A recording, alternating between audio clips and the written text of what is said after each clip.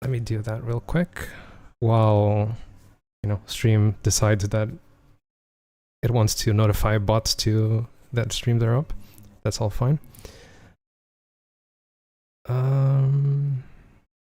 Give me 1 second.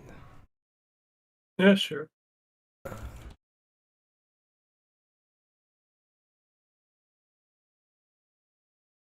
Right. So before we start, I think there's a bit of.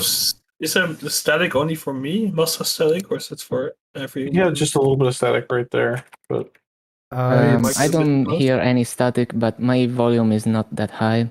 it's a problem with my Discord. I don't know why that happens, but it only happens on Discord. Yeah. Oh, okay. If it doesn't show in stream, then it doesn't. It isn't annoying for me. So. Okay. You guys want to go around, introduce yourselves, alphabetically? Sure. Alphabetically. So I would be the first one. Yeah. Yeah. So, hello everyone. I'm Lolisamurai. I am a Luna player, so I play on EU regular server.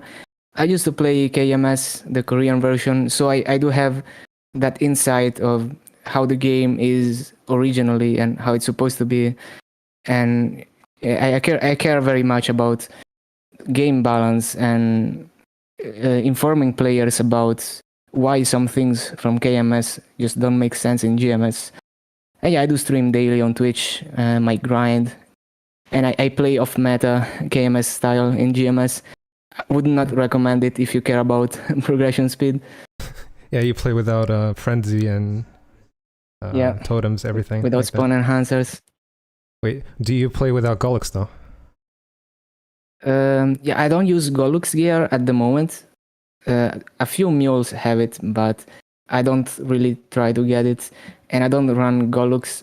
I'm gonna run Gollux for Meso if I get strong enough to just ignore the mechanics. So actually playing KMS on GMS. Yeah, almost. With the lower base spawn, so that's KMS hardcore. I think spawn rates are the same in GMS and KMS, but are that's they? The base spawn rate is the same. I think the reason some people think GMS has lower spawn rate is because when the server is laggy, then there might be hiccups. Yeah, of course. Yeah. Exactly. Okay, I am Masahiro. I sometimes stream as well if I feel like it. I've been playing for about 3 years, ever since the Black Mage update thing came, the Alliance update. I didn't play the game before, so I have like probably one of the most new player-ish views on the game because I don't know anything beyond what happened 3 years ago. I used to play on NA reboot. I switched to EU reboot because ping and better servers. While KMS was a thing, I also played there for a bit, but not for very long, just enough to be able to do captures without getting jailed. That's my experience with KMS. And I think I mostly view things from a new player's perspective, as in I think it's very important to to retain players more so than keeping old players in the game, because eventually people are going to outgrow the game and they're going to go play something else. So having an influx of new players, I think, is very important, and being able to keep them playing without them quitting, which I think is one of the biggest issues in the game. Yeah. That's about it. Yeah, I do agree with that. Yep. Okay. Let me introduce myself now. My name is Noah. I don't stream. I don't want to stream. It's not my cup of tea. But I'm an old school player. I've played this game for a really long time. I think I started in 2008. And I played for a few years. I played on EU back in the day when that was still a thing, before it was GMS. Then a few months before the merge, my account got randomly banned. So I stopped for a few years. Then I came back when Cadena came out on EU reboot. That's on reboot. So that's like 4 years ago almost. Yeah, I'm an endgame player. I'm a Nexon simp, some people say, so that will be fun. Even your friends call you that. Can confirm. Yeah. So yeah, that's me. You're here to Okay. defend I'm Nexon. Smiddley. Yeah, I was the fourth 250 cane in GMS NA. I am currently getting my ass clapped by Gollix. Sorry. Gollix is a So, very yeah, well designed boss. It do be like that. Yeah, I'm down to 2 lives. Oh, at least I'm in phase 2, so not the worst. So yeah, I've played Mushroom Game off and on since 2009. Biggest break being right after Aaron came out to about February last year. So like a 10-year break or something. So yeah, I started played a Pathfinder for a while, got a 250, heard about Kane, and then spent 6 months just prepping for Kane. So within a year, I went from basically no Legion to AK Legion, and a fairly balanced account. I don't mind kind of farming, unlike most people, or at least most people in the circle I talk to. And yeah, So you're kind of an average late game player, I guess. basically, yeah. You're the flavor of the month reroll player. Yeah, Well, we no, have I'm we have sticking it with all. Kane. The off meta, the casual, Yeah. the new You- player. You were The gonna stick with hardcore the game player. you were also gonna stick with Pathfinder, right? How'd that turn I out? was until Kane was announced. I've always liked archers, and then an archer with burst is like perfect for GMS. So All right. So, what do we have on the schedule today? You guys want to start with the latest patch notes? What's the sentiment here around the last patch before they came back with giving back some of the things that they took? Yeah, well, it's clear that they didn't give any thought on the cube change. Like, it's clear that they don't even think about changing KMS patches to match with the GMS meta. Like, it's not like some people on Reddit were making conspiracy theories that Nexon is out to get them and to nerf their cubes. But to me, it just seems like incompetence, just not thinking about the balance at all. So it's like the what is the quote? Don't attribute to malice what can easily be explained with incompetence. I guess so. Isn't that the quote? I have no idea what quote you're referencing. Can I go into that? I get what you mean, that it's incompetence from Nexon sides, but on the other hand, Nexon wants to make their regions closer to each other, because that makes it easier for them to manage the game. We know that they don't have developers dedicated to GMS and to all the overseas servers. That's just a side job for most developers within Nexon. So spending time on fixing GMS things, looking into the GMS meta, thinking about how GMS works, they don't want to do it because GMS doesn't make enough money for Nexon. GMS, they don't care about GMS. So making it closer to KMS makes it easier to manage in the long haul. Yes, I do agree very much with that. But yeah, the whole conspiracy theories about Nexon intentionally doing this cube nerf seems very far-fetched to me. Yeah, I don't know how they could not intentionally have done it. They are the ones that did it, right? Now, whether they did it out of malice or for some other abstract reason. Yeah, I mean, as in like doing it because they wanted to nerf it, because they wanted to fuck over players. Gotcha. I think personally, that was the sentiment on Reddit, and it seems exaggerated to me. Yeah, I agree. Yep. I think personally they did it with a greater purpose in mind. Like they removed this, they added it to monsters. That's something that they have to figure out how it works. If it actually is a good change. Oh yeah, maybe they thought it was gonna be better Yeah, and or we maybe could give them the benefit of the doubt on that. maybe they are planning to add more ways, more different ways to get these items in the future, and they're just testing the waters to see what works and how the community reacts. Okay. But if that's the point, you don't take something without replacing it with something else, Exactly. which is what Or happened. at least They did replace communicating it. with us. They They didn't? did replace it though. No. Did they? They tried to replace it. Yeah, they tried to replace it, but the thing they replaced it with was not good enough. The rates weren't high enough. They added flames to certain to elites. They added it to shops. wait. They did a lot of stuff. I don't know about reboot, but in non-reboot, the changes is actually a nerf even for elite and It's a reboot champions. as well. It's a reboot nerf as well, than but it that's was because the rates before. are too low. Yeah, Yeah. but the thing is, they cut down the bosses and they cut down the rates on the emobs. So it's a double They whammy. increased them by 5 times. Is what they said, but they probably just did something wrong. No, it's probably just that it's 5 times the KMS rates. Or that, yeah, exactly. If this is 5 times the KMS rates, I feel really bad for KMS. The thing is, KMS is tradable. On reboot, yeah, it might be horrible, but on regular server, they have tradable Meister and Master cubes.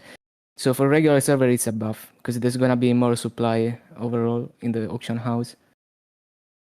I think it's for reboots. Personally, when I look at my own situation, before the update, when I got cubes or flames from bosses, I tossed them away. I didn't use them. I didn't need them because I'm already an endgame player. If I want to fund a secondary character, I put 50 bill on the character and fund it.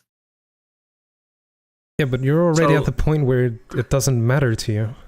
So you can't defend the decision because it doesn't matter to you, because there's a lot of people below you that are going to be affected by it. I agree. While I can see how in reboot it's not as vital to have those Master and Meister cubes, it's one way that a casual player could progress if they don't like farming or something. And don't forget flames. And flames are even huger. I think flames is the biggest thing, yeah, because cubes, And reboot, yeah. getting cubes in reboots is relatively easy because you can buy them from Meso. Yeah, Of course, at the beginning it will be more difficult, but once you get one character going, you can start doing CRA weekly. You can get a decent amount of income just from the boss crystals. You don't even need a Gunna farmer. I didn't have a Gunna farmer until level 265. A reliable Yeah, so one. I did solo progression on reboot without kind of farmer, without spawn enhancers. You can definitely do that, but the GMS meta is working against you, basically, if you compare it to doing it on KMS. Yeah, I agree. What did I want to say? Oh, speaking of flame changes, you guys remember, I want to say 2 years ago, I don't remember exactly when it was, when daily bosses used to drop like one flame every two bosses or something. You guys Yeah, I remember that time? remember the drop rate being really high, and I remember I was watching Skardor at the time, and he would do Ranmaru all the time for flames or something. Yeah, you would get 2 or 3 flames from Ranmaru, and all other bosses had like a 50% chance of dropping flames. What happened to that? Personally, after that change, my flame drop rate didn't really change because my drop rate was so high. My drop rate is so high on my equips. I already had like high lines. I almost capped in drop rate after that, so I still got 1 to 2 flames of boss, so nothing really changed for me after that change. Yeah, that change really hurt me. So I was only around when they gutted Ranmaru, right?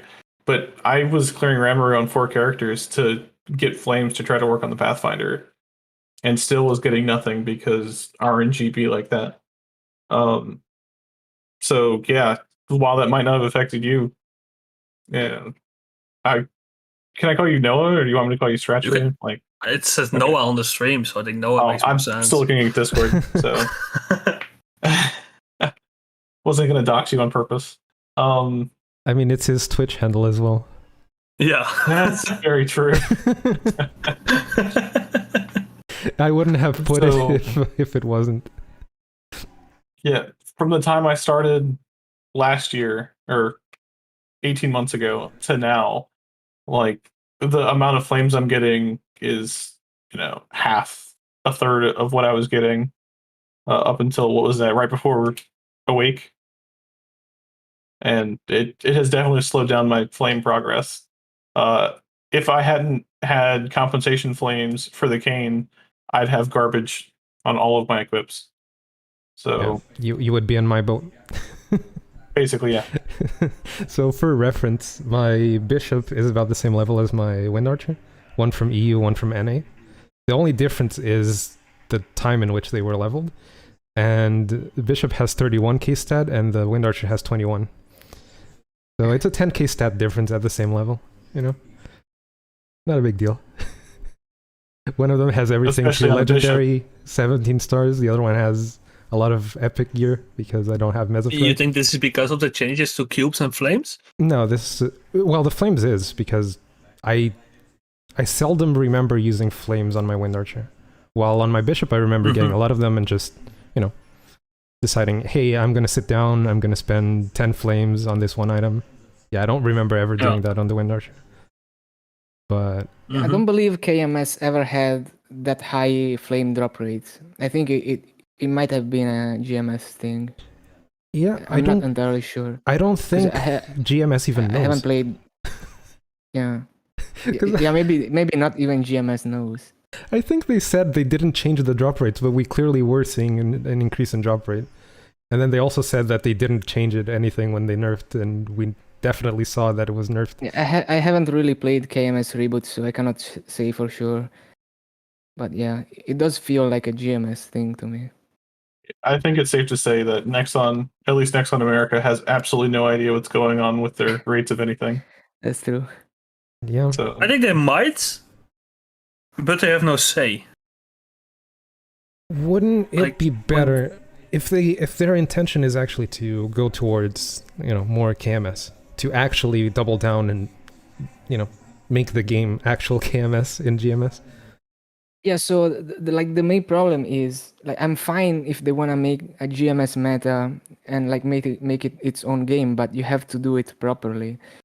When you have stuff like this where they copy paste KMS stuff that doesn't make sense, then it's worse than either going full KMS or going full GMS. Isn't that the current problem with Thunderbreaker as well? I believe Thunderbreaker is fully aligned with KMS now. I'm not entirely sure. Okay. Yeah, it is. I believe it was broken for a couple weeks and then they fixed it. No, it's still really weak. It's still really weak and it's weak in KMS, but the question is it aligned with KMS now? And I'm not entirely sure, but I do remember something being bugged and then fixed when they aligned the attack speed thing. Oh. Yeah. The problem with just what Masta says, just going full on KMS and GMS, removing all the content that's KMS there's no only. way they can do that. There's two problems with that. One is people spend a lot of money on certain aspects that are GMS only. People spend a lot of money on their Golex equips. People spend a lot of money on their Kanas. Frenzy totems are hella expensive. Yeah. We do have It doesn't mean precedents. the biggest curse. in GMS. And the reason why those spawn enhancers were added in the first place is because the Western world looks differently at hardcore farming. It They don't does want feel things to like take really long. it feels like the GMS players are more obsessed with progression speed. Yeah. Rather than just playing the game to play it and not to be done with it. Yeah, I think so too. But about Kana, we do have a precedent for removing classes in other servers. They removed Zen, right? they've replaced Zen. Well, yeah, it's not a No. complete removal. They removed Zen I and let don't know everyone change to exactly. I don't know how different Zen was from Jet, but It's the exact same. Exact same. yeah. Yeah. So it's not exactly removed, isn't it? it's just They don't have replaced. jets in. They No, don't, they it's don't It's have almost jets. like a revamp. No, they No, don't no, have Jets jets. and Zen were released at the same time, but in different servers. We still have Jet because our Jet population is higher than their Zen population. Oh, so they Problem don't with have Kanas- neither jet or. Yeah, they don't Kana have either. Oh, I see. Kana is 50% of our player base in So- reboots. 50% of the characters It's above like 210 in 35. reboot are Kanas. It's like 35%, but yeah, I get your Yeah. No, okay. Now, if you look at Maple.gg and then go to class population, above 20% above 211 of the server's population are Kanas. That's a big number. You said maple.gg Yeah, and considering you put there's- me in the Korean one. MapleStory.gg. Yeah, Yeah, I know. how would you even compensate deleting canon? Like, how would you do that? So many players would lose their characters. Just let them exchange to Explorer Mage. Just give everyone like 2k arcane symbols and call it a day. That they can use because they don't have No, more, so yeah, they because use they're maxed for the majority of those Yeah. players. If you remove Kana, you might as well shut down GMS. I don't think it would do that. I don't. We would definitely lose like a third to half of the player base, Okay, at least in how- GMS reboot. But what Right. would happen if you lose half of your player base in GMS reboots alone? What You would are happen to burning in GMS? maps. This sounds like a good thing to me. What would happen within half a year in GMS? Well, you just said it's not profitable, right? Yeah, but then they would lose money. At least they go. They're even now. Actually, they I were mean, a I profit in haven't Q1. seen- They didn't profit. They were a profit then in, they just in l- first quarter of this Then year. they just really like us, I guess. But yeah, the Um, problem is we can't go back. You know, the just the fact that spawn enhancers and Kana and GMS content existed at all is unfixable. We can only find a better meta that's not KMS to settle on. But even all That those takes people us farther who play away from their Kana- end goal of making us KMS or getting us as close to KMS as possible. Yeah, as close as possible without making stuff like without doing stuff like removing Kana. But the thing is, out of all those people who actually play Kana, who actually, mains the class and who has one because of what it provides?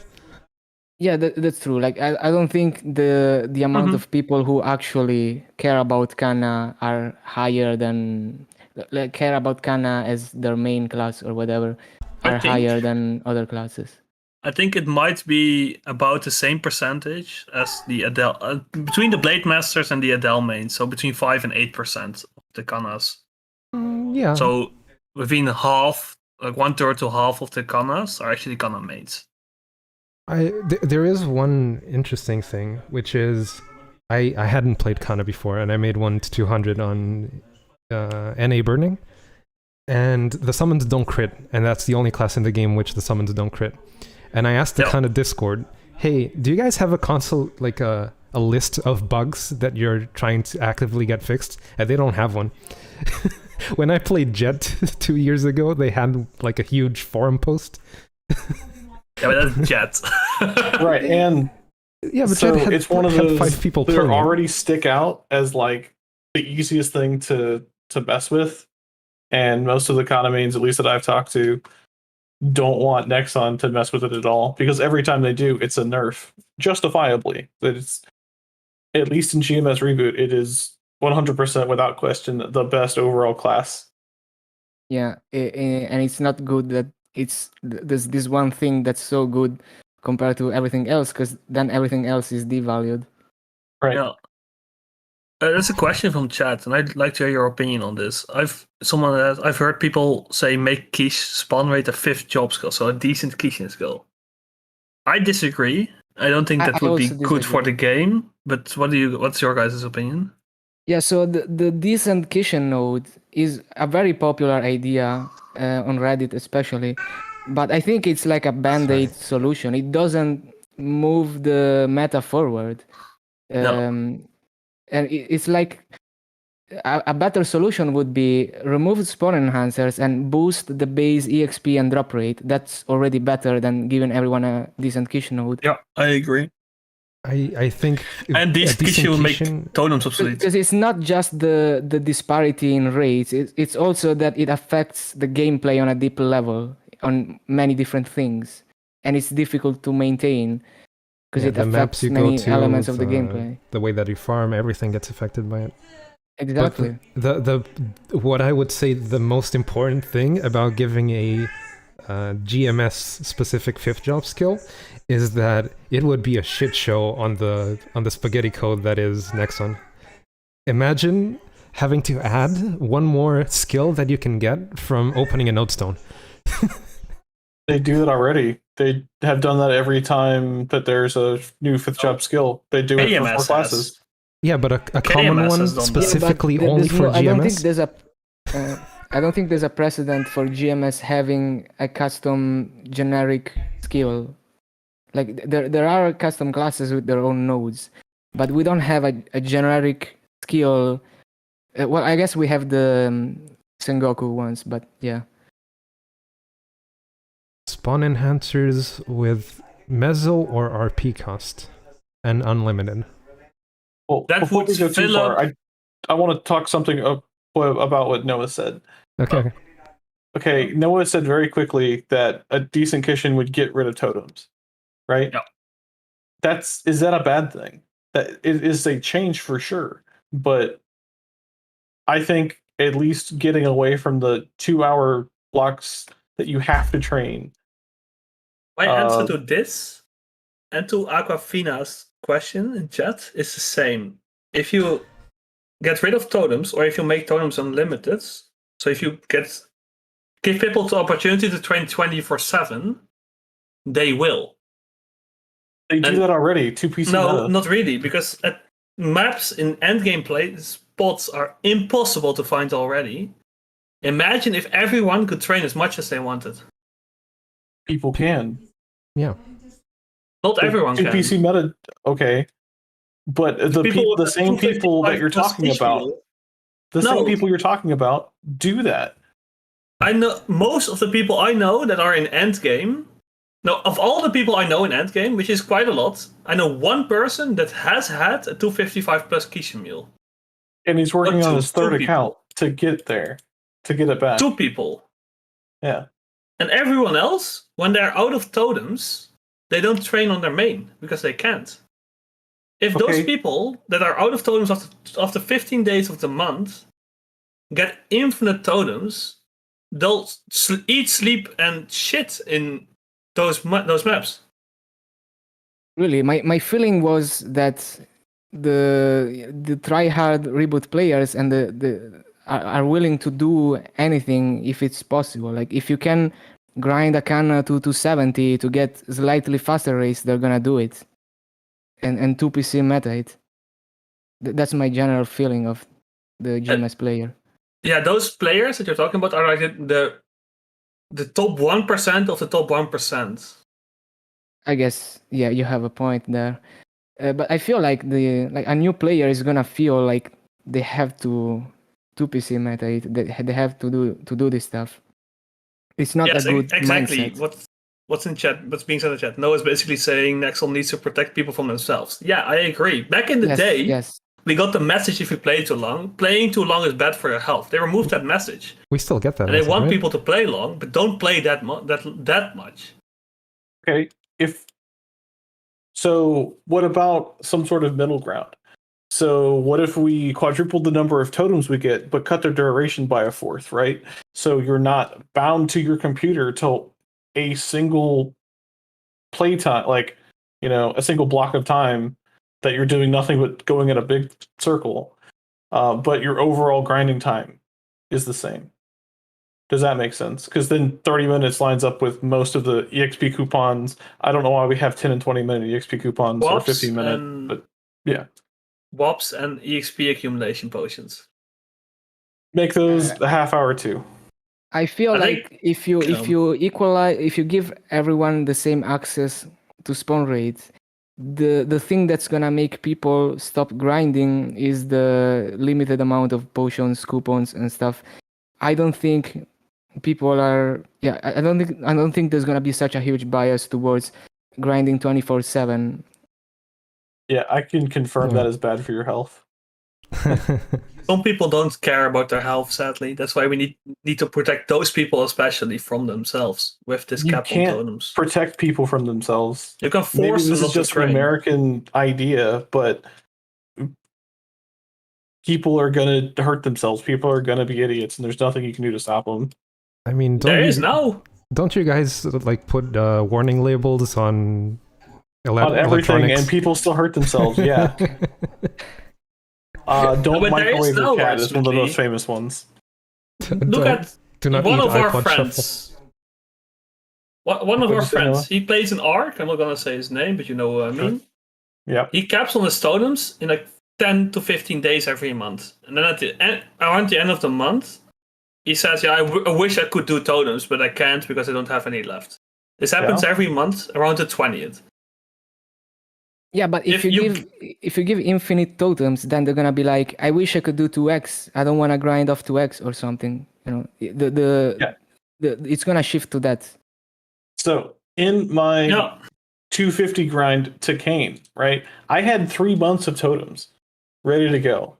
I still have 8 totems left for July. The biggest limiting factor has been 2x coupons by far.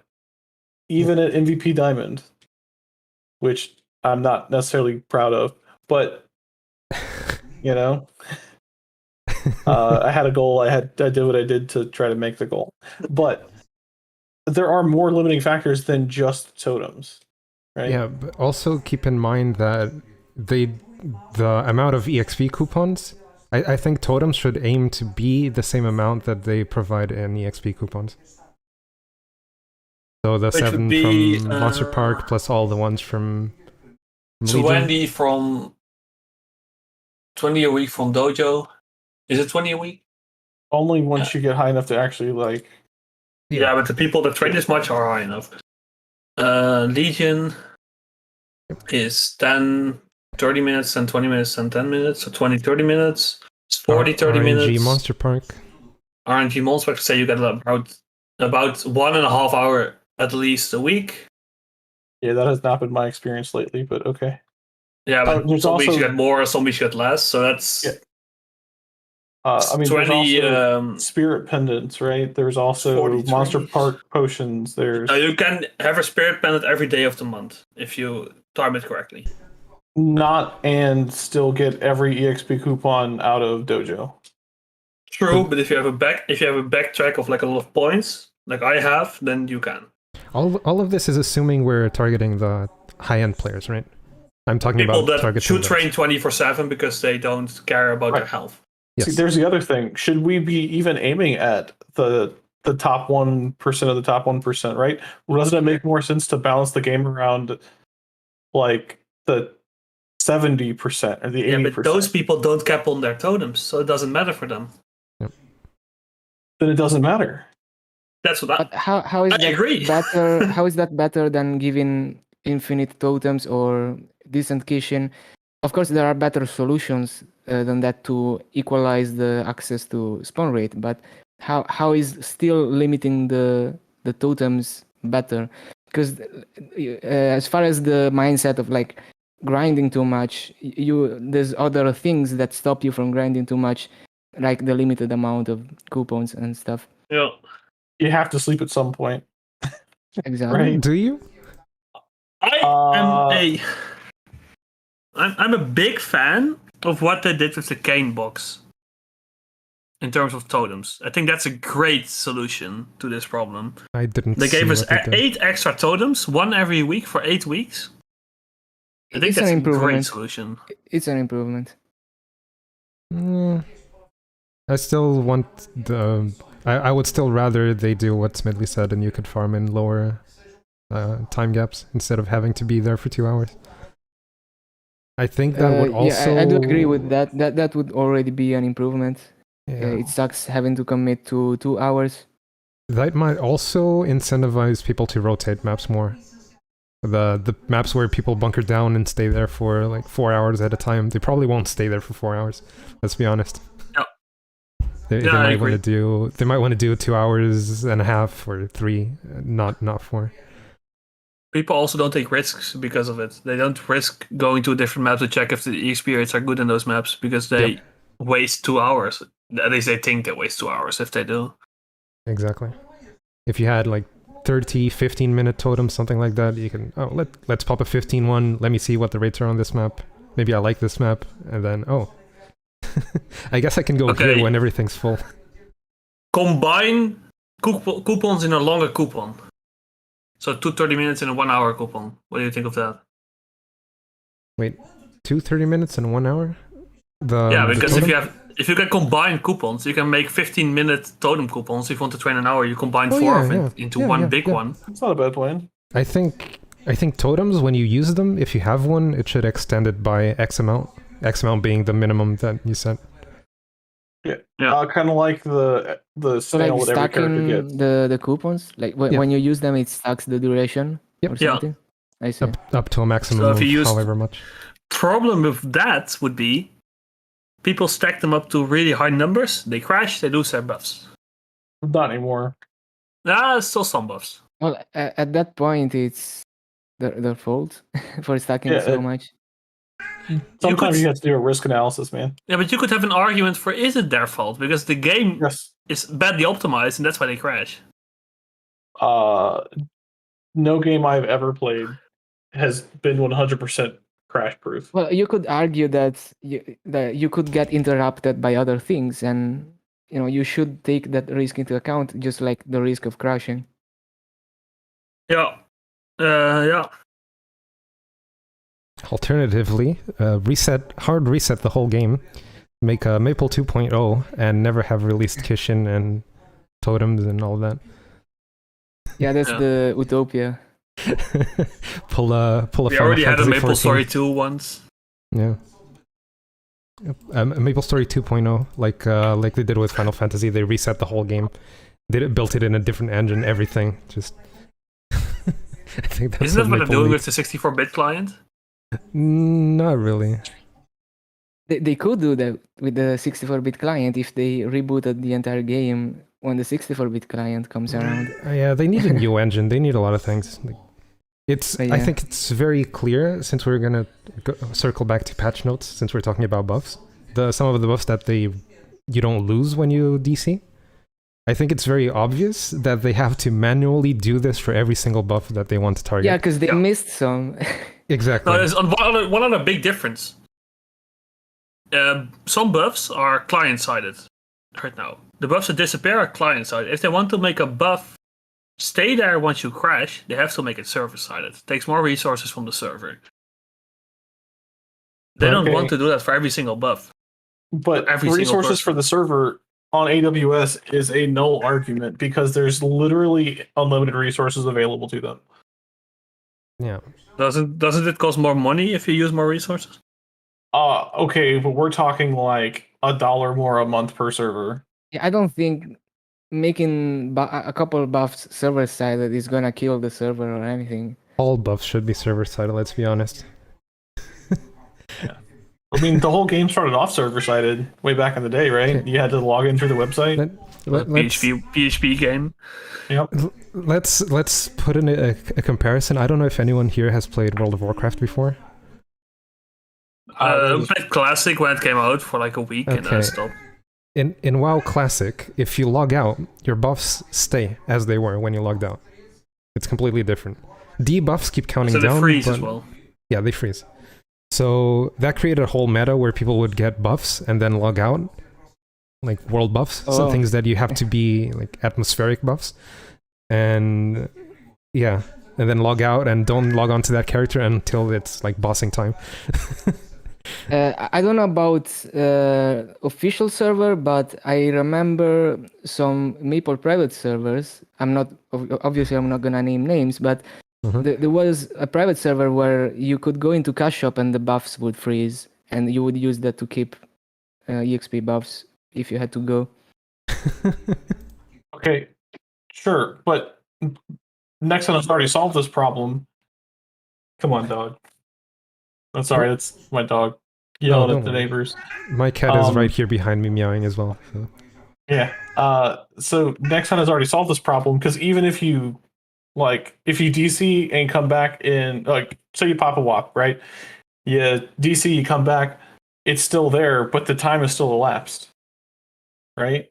Yeah. So you can't save your buffs that way. What I'm saying is World of Warcraft is also an old game, and they had that from day one. Gotcha. Yeah, but this is a choice that the developers made. They made a choice that the buffs don't stay. If they wanted them to stay, they could have made it that they would stay. Yeah. I feel like MapleStory, the initial development was not as ambitious as World of Warcraft. They didn't expect the game to be this huge and to be acquired by Nexon and so on. Yeah, it was developed for level 60 being the max, or level 70 at the time being max level, and there's like 20 characters total. Ragnarok works that way as well, yeah. Yeah. But like Noah was saying, it's obvious that they intentionally want it that way. That's why they made the death timer not tick down when you're logged out. How do you guys feel about that? I have not died since they implemented that, so I have not experienced it personally. I don't like the idea of you have to stay logged on but walk away from your computer, right? Yeah. That seems scummy. As long as the safety charms are accessible, I'm okay with the idea, because it's better than having to buy safety charms in advance. Yeah, but it's the way still safety charms work right now make it easy to get rid of the buff. Yeah, but it's a scummy design. You have to buy them by 5, and I think they're like 20 mil for 5. I'll check right now. Okay, so imagine you're on your first account, right? You don't have, like, we're not including the reboot box and stuff where you get Mezzo, right? So a pack of 5 safety charms is 18 million Mezzo. So you're level, 75, walking around, hitting drakes because that's what some website told you to do. You're not going to have 20 mil. Like, look, I died because I got poisoned. But level 70 I do agree that is it only... sucks for a complete new player, but you could also argue that there should be some struggle early on. I guess MapleStory is not that game anymore, but there are some games where there is that kind of thing, and it's fine. It's part of the experience. Counter argument to Smiddley. If you're really low level and this happens to you, the buff scales with level. Yeah, it does. The debuff that you get from dying at level 70 is like maybe 10 minutes. It's less than that. Much less. I think it's about 2 minutes, 3 minutes. I kind of want to go test this right now. 4? But I don't want to make a character level 70. 60 character, I'll test it. I'm gonna trust Mystery in chat because he's a new player. Okay. He said like 4 minutes, so about 4 or 5 minutes. But if you're level 200, I think it's 15 or 18 minutes, something like that. So the moment you get to Vanishing Journey and you start doing the quest, and you're inevitably gonna die, right? Oh yeah, your first character in Vanishing Journey is horrendous. Yeah. Yeah, you're inevitably gonna die, and you're gonna get debuffed for about 15 minutes. Or at 80%. Yeah. But at that time, Mezzo is still not necessarily plentiful, but 18 mil should be accessible. Yeah, right? But that sets you back in your whole progression. It's like 2 Starforces. Yeah, I feel like it's a bit harsh on someone who's like 160 to 200, maybe even 220. If it's your first character, you might die a couple times, and it's gonna suck because you don't want to spend the Mezzo. Why did I decide to look into a Paladin to die at level 55? Paladins don't die. I have no idea. Imagine dying a Paladin. Right? In my 8K grind, which was like this February till about April, late May, or April and May, the worst character, like the most problems I had was on a Night Lord, because Oh yeah. even at like 199, I was getting two shot by the Forsaken Excavation Site mobs. Yep. If Yeah, I had any to thief buy is gonna 50 have charms for that. that problem. Yeah, well, not every thief. Kadena is tanky as crap for absolutely no reason. Hoyoung has a bunch of regen. Disagree. But yeah, sure. I mean, I don't think I used a health potion for my Terror Burning. Yeah, but you're 8K Yeah. Legion, so that's Okay, still, kind like of strong. I had to But use when I made ginger my ales for Kadena, mana. back in the day, I died a lot before I hit 200. That's my first character. But yeah. But yeah, they. Yeah, I do remember dying a lot on my characters, getting to 200, especially early on. So I guess the point is, who does this really affect, right? This change was put in specifically to kill the Suicide Kana, Farmer Kana meta. Not necessarily, because it was implemented in KMS. KM had suicide farming, but it wouldn't be not nearly as huge as in GMS. I don't think Right. suicide Shadowers. farming was a huge thing in KMS. Yeah. Shadowers and Lumina make crazy rates.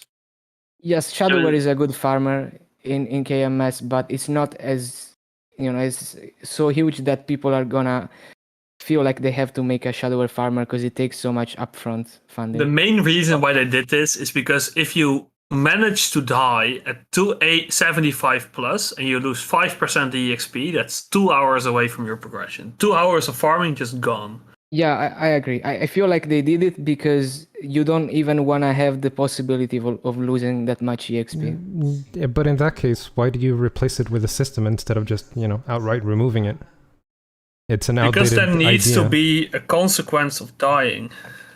Yeah, they is a wanted to consequence still of have a dying. penalty or of some kind. Yeah, you have to go back to your map. Exactly. That's not a big enough consequence. Well, they need to Well, sell the what data? safety In charms. KMS it is. Wait. Didn't you just say that you can't get maps at that high level, right? In Limita, you're Yeah, but if you're getting a training and 1-4. if you die while training and you're in Limina and you're training in those maps, I don't know.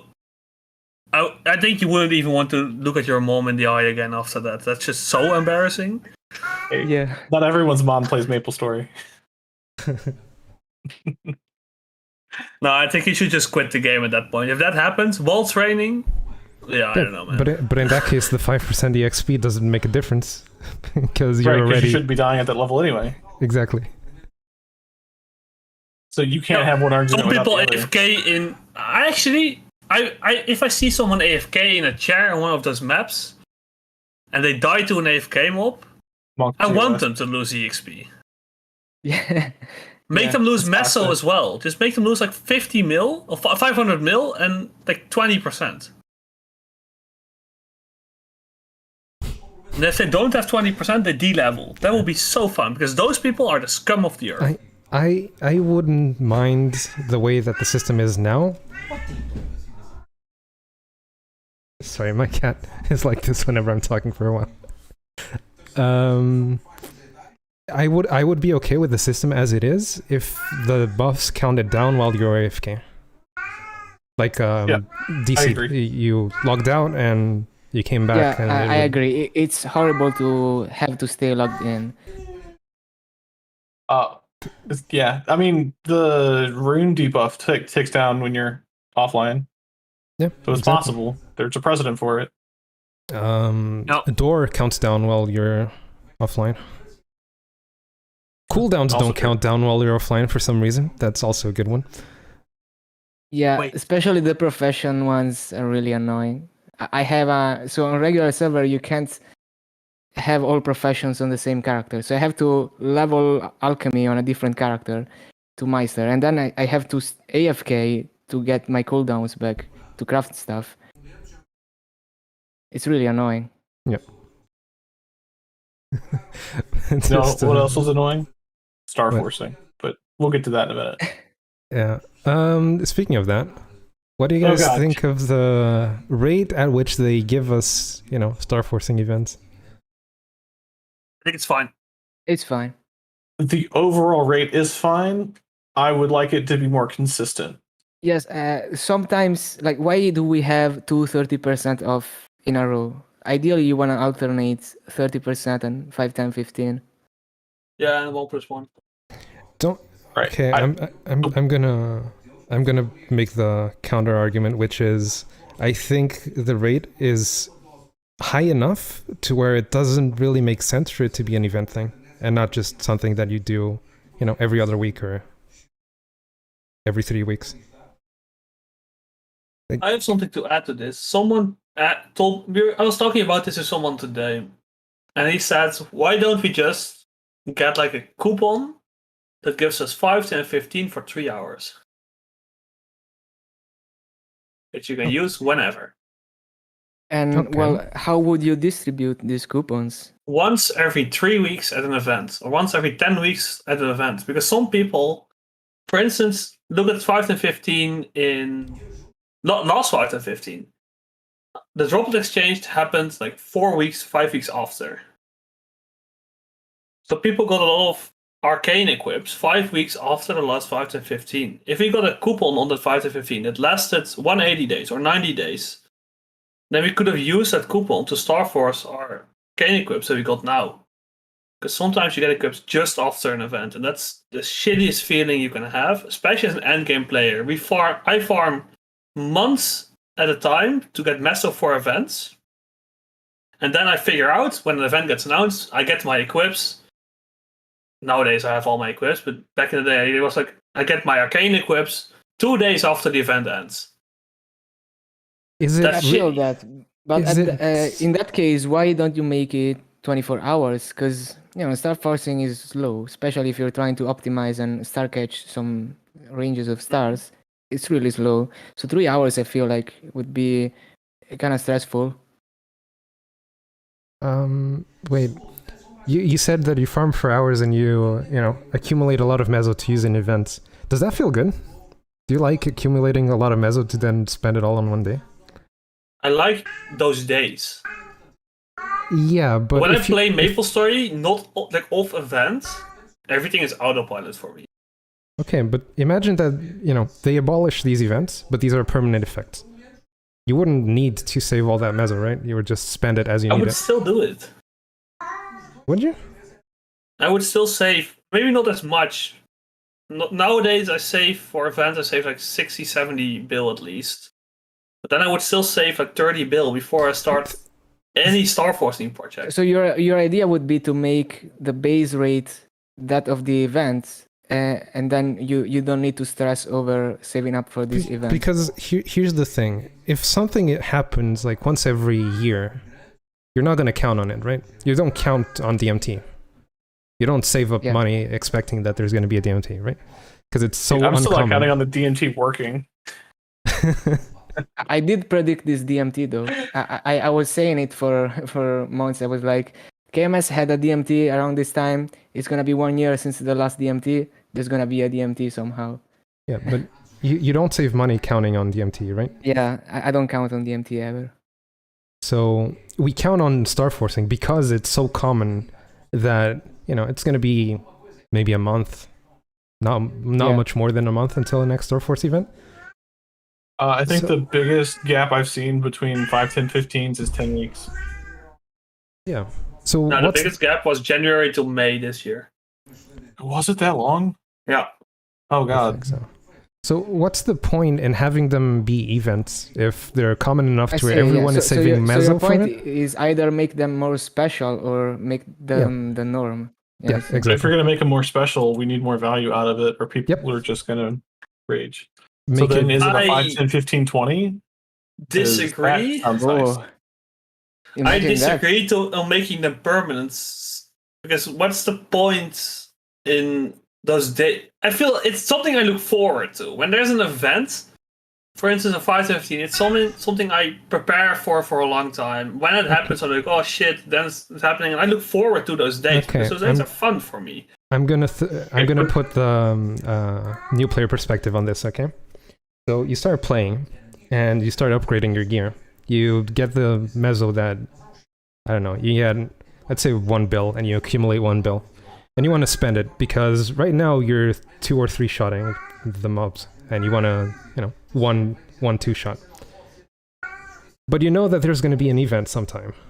Do you spend the mezzo now, or do you wait for another month or so until you get the event so you can Starforce then? Right? These people Yeah, are it's like- depending on these upgrades to farm better. I didn't even or... know those events existed when I was a new player. Exactly. I You do didn't? agree I that didn't care there's the about- feel that I did, because I logged in and I saw... can't do the- anything until this event. I saw in And Pretty Colors it's especially- 30% off, and I'm like, oh, this is a thing? Yeah. But yeah, I do agree that there's the feel that I can't do anything until this event as a new player. But you also have to have the mindset where, okay, I'm gonna Starforce off event because I absolutely need it. Just like you tear up stuff for Meso gear off event because you just have to. I get your guys' point of view from a new player standpoint. But like Miriam also says in chat, the hype, it's an event. Yes, I do agree that there should be things like that with excitement. Yeah, But it brings a lot of excitement. maybe balance them a little bit different. Well, for me, the current system is fine. I don't Yeah, mind all same. that much waiting, but some people are more impatient. Like someone says in chat, if you gotta wait a month for games, you'll get bored.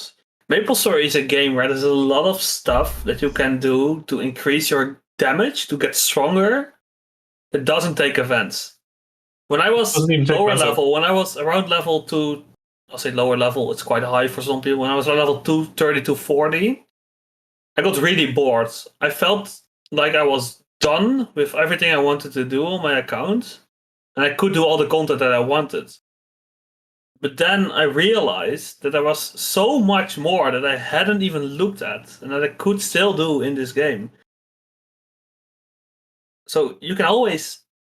I'm Get waiting gains. for the point where you say that you get gains without events. You can always get gains without Like? events. I was just about to say. Like? Lynx and Legion being the Like biggest. Lynx, Legion. Cubing, don't rely on events for cubing. Please don't. Why? Only rely on events for cubing when you're at a point where you are going from 27 to like 30%. Why do you set that Or line if you there? don't need the damage, like if you even if you have a bunch of epic gear, if you have the damage you need to do whatever you're doing, then just wait. Yeah, but why won't you rely on, you know, cubing events? They're unreliable. You don't know when they are. There's not a 5 to 15s mainly have a set indication of how many times a year they happen. Exactly. Almost around every 10 weeks. There's a 5, 10, 15. I mean, The same thing next with one will tube sales, probably right? be in October. But they're so common. Again, I'm circling back to the same thing because I still don't see the point where you wouldn't make it permanent if they're so common that you're counting on them for your whole progression because they're gonna come back. Right? It's just for it makes it more exciting, I guess. Yeah. And The Does it? excitement is the main part. The disappointment, you mean? But yeah, Because Star like- forcing. for example, like for example, the coin events used to have a sale day, and they removed that. And that one I agree because it was just annoying and stressful for the waiting for the sale day for the coin shop. So yeah, there is a point to be made there. Exactly. With the coin shop is a great example because there's going to be a few, and you're not going to buy anything for the rest of the time because you know there's going to be a discount in that time. So what's the point? Yeah. Starforce is a bit different Exactly. because You're not you gonna can Starforce- decide to just Starforce off events, and there's trade-offs. You get your progression earlier if you need the damage, or you save meso if you wait. You could argue that that's a mechanic. I still No, but think you could argue that. Massa, have you Starforce- ever Yeah. like went to a big map with like 20 people and just Starforce in the map together at an event. Why would I do that? That's so much fun. Why? That's the community aspect. That's not directly related to the event. Exactly. Right. No, but the event causes this community event. Like, That's not true. That's inherently not true. We've seen that in our own Discord. How we many don't times have we had really a cubing go. stream? Yeah, but we don't really meet in a map as much. You remember the 515 in May where we all just sat in the Lumi house together. Everyone was No, booming 'cause I their wasn't gear. there. We were all laughing at each other. It was funny. As much as I don't do that myself, I do agree that there's the excitement factor and bringing people together for the event. But that's something that you do with your group of people. You know? Yeah. That's not Right, something that's- that the game provides you. But It's not without those events, this wouldn't happen. Would it not? If we had an event the last Sunday of every month, it would still happen, and we would be able to plan for it. Yeah, but that would be the frequency of events is a different question. Because I think that's fine, but No. if 'cause there is you- an event, doesn't matter how frequent it is, stuff like this happens. Well, which is why my I opinion. proposed one of two things, which is either make them permanent or make them less common but more impactful. To where you wouldn't rely on them all the time. Same with cubing, right? You don't rely on events for cubing, but they do exist. How would they make them more impactful? 5, 10, 15, 20. I don't know if 20 is... No Boom Room is one that Well- is quite rare and more impactful. You could just combine Yeah. the two. Make it, 5, 10, 15 with 30% off, both on one. Yeah. So no boom room and a 30% off is roughly the same. As? You just don't have to worry about at least in reboot. I don't know how the mezzo works out in non-reboot, but the cost works out about the same. So As what? Sorry. Yeah, but no boom room is less stressful. true. You don't have to mess with the stupid click in the box thing. A no boom room to 15 and 30% off to 15 from 0 is almost exactly the same amount of mezzo on average. I think this can transition good into the next point that we have there, which is I know you two don't know about this spell trace fever. So in KMS, there's a spell trace fever every weekend, every Sunday. Yeah. That's just how it is. Every Sunday there's spell trace fever, Okay. which is not a thing in GMS, and we have no idea why. I think people have asked. We have Spell Trace Fever for like 3 days in a row every major event, and it's not 24 hours. It's just a couple, time blocks. Yeah, I think it's as common as DMT or something, right? A It's little bit not more as common, common as maybe? DMT. Oh, It's no. in every major event, but it's really annoying that it's like that. And also, why does it have to be 2-hour blocks or whatever? Like, why can't you just make it 24 hours? What's the point? Yeah. Yeah, I don't really have an opinion about this because I don't know the impact of a spell trace fever. Well, basically, it greatly increases the success rate of scrolls, which basically it's so much cheaper that if you're going for perfect scrolling, there's no point in doing that off fever. It's like way too expensive. If you're going for 15%. Yeah, so it's like trying to go for 17 off of event when you could just Yes, exactly. go 17 on 5, 10, 15, and it's super easy in comparison. But the point is, spell trace fever is every weekend. Why isn't Starforcing something like that? Like every weekend, it's going to be X% off. Yeah, that's a good question. Having a very consistent schedule like that would be better, yeah. Because you would still have the excitement. Yeah. It's like the weekend Yeah, is I coming, agree. there's gonna be Starforce, we're gonna Starforce stuff. You And still have the it's- excitement. And it's But probably you even can- better. It because feels can- better because as a new player, you know that the weekend is coming and you can Starforce your stuff. Yeah, And- I know. I agree completely. If they would make this a weekly thing, like the star forcing events, maybe not the 5 to 15, but it's like the 30% off. Make it a weekly event. Yeah. And Yeah. then Yeah. 5, 10, Just- 15 every now and then. Yeah, like every two or 3 months, Yep, exactly. like it is now. Exactly. This because it's even better for you as a player because you don't have to be stressed over farming now because there's going to be an event next week. You can Yeah. just, accumulate a bit more. You don't feel like doing it now. Like Miri is saying, maybe rotate the 4 events every Sunday. That could also work. 4 events. 4 I think events. that's 3, right? If you include but no 1 burn room plus as 1. an event, there's 4. Yeah, you have Right. 1 plus 1, 30%, 5 to 15. And no boom room. Yeah, that's the one was so rare. We haven't gotten one of those in like 1.5 years. No, we had one in Celeste. Did we? Yeah. Only a year. But Yeah, in general, about I you? don't understand why GMS has to make things that are supposed to be 24 hours, like a 2-hour block in arbitrary, times. Like why? Bridge to Okay, I can actually DMT. answer Make this. DMT a 24-hour event instead of And 1 KMS hour is every. 24 hours, and Okay. it also works on Master be and right Meister back. cubes in KMS. you guys can keep going. So this is an infrastructure problem. As a self-proclaimed expert in AWS, I've got 6 certifications in it for my full-time job. If I were to guess, and of course Nexon hasn't let me stick my head under the hood to see what they did when they transitioned from their on-premise servers to the cloud, is they just picked up all of their code, how everything was laid out in their data center, and dropped it in AWS and left it. Like, this is what we had on-prem, this is what we want in AWS, leave it alone, right? That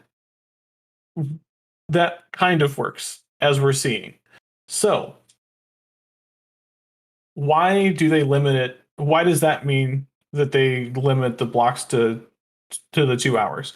Because they know that the traffic is going to be so heavy during these events that if they let it go all day, the entire day the servers would be on fire, literally on fire.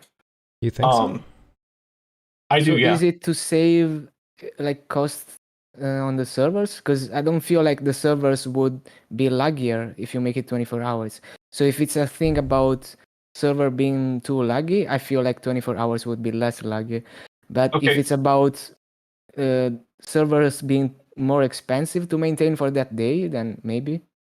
Yeah, so that leads me to one of the solutions. But the lag on the server, like the strain that traffic causes on the server, is the server reaching its limit, right? So just by expanding that window, first, we're not guaranteeing that all of the traffic gets spread out over the 24 hours. It's more called likely to, though, expanding the right? blast radius. Well, sir? There's more likely to, there's right? more potential for longer spikes of traffic, but Right. there's also potential for times where it's usable and the event is still active.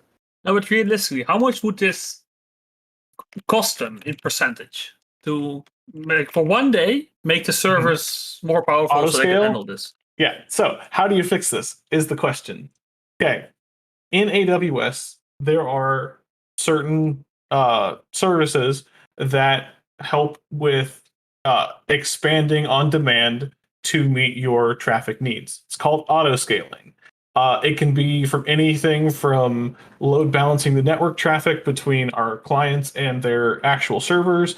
They could stand up more servers, more cache up instances that can then talk to the database. They can make new databases on demand. And then as soon as they're not being used anymore, AWS can see that and scale it back down. So they're only paying for what they actually needed that day. Yeah. And Why they don't they make do more this? money on a DMT day than they make on other days. That's a fact. Because people Well, buy more. not in reboot, but okay. Not in reboots, but in non-reboots, they make more money. You're assuming that AWS, they have AWS configured that way and not just a virtual machine that is running the server on like a Windows client Which is or what I something think like that. is actually happening. That's why I think they did what we in the business would call a lift and shift instead of re-engineering the game, the platform, for like to actually be able to use these cloud native tools. But they Can you even moved back in do that with a 2016. server? I didn't hear your question. I'm sorry. Can you even do that with a Windows-based server? Because Yes. MapleStory server is Windows. I see. Yeah, I know. That's a whole different issue that I'll leave alone. Yeah. But yes, you can. You can re-engineer the Windows server to be able to use auto-scaling groups. The biggest thing that Nexon can do to increase their stability and network throughput is transition their databases off of those virtual servers into like the actual AWS like database service. It behaves exactly like a virtual server, but it just makes scaling it so much easier. It does cost like 5% more or something. Yeah. I'm gonna ask the layman's question, okay? Sure. You're saying that if you extend the time in which it's going to be available, it's not going to make the traffic better. Yeah. But isn't that like having, a highway with 1 lane versus a highway with 10 lanes? Yeah, how does that work out in Los Angeles? They still have terrible traffic and their highways are 7 lanes wide on each side. Yeah, but if you only had 1 lane, it'd be even worse. Right? Exactly. But not as many people would try to use the highways, right? So maybe not a good example then. Right. Okay. So let's think of a movie theater. Okay. Sure. Okay. There's set schedules in which a film is going to pass. Right? Yep. If you do 3 showings of the movie, and you fill the house every single time, and there are people who couldn't buy a ticket. Right. Where if you could just have, constant runnings of like the movie. Streaming service. Yes. As soon as the movie ends, it starts again over and over. Wouldn't that make it so that people who couldn't buy a ticket? Better? Why not? Anytime someone buys a ticket, they get their own specific movie, right? For example, yeah. Yeah. Okay. So in their current configuration, there is a maximum limit that they can withstand, no matter what. By just increasing that statically, there's no guarantee, and in the case of GMS reboot, a very small chance that they will actually expand it big enough to, be able to handle all of the traffic at the peak times. And because they don't have the flexibility of the cloud, they're not utilizing the flexibility of the cloud. They can't just expand it for a day. Yeah, but the peak times, if you only we lost do. Noah. Oh no, we lost me. I'm still here. We lost. Yeah, sorry, we lost Lolly. I think his internet went out. Oh, my Discord crashed. I'm back. Okay. Yeah. So, okay, in the movie theater example, right? Yep. If all you do is increase the amount of people that can watch the movie in a given day, right? You go from 3 showings to 6 showings. Mm-hmm. If you have 1,000 people that want to watch this movie, but you can only have 40 people in the theater at one time, those extra 3 showings don't matter. Yeah, it doesn't fix the problem where in the peak time where everyone wants to go, but there are people who wouldn't go somewhere else that are going to go at the only showings that exist because those are the only ones that exist. And I think that's especially true in DMT and GMS because we have EU and NA, and the times are all made for NA, not for EU. So EU people... as an NA person, no, those times are ass. Okay. Those times are made for West Coast. Okay, West Coast. I feel like if it was 24 hours, people would actively try to do it on a time where other people are not going to be on. But at the same time, there's more potential for extreme spikes of traffic that are sustained for a long time. I do Right. agree with that. I think a better system.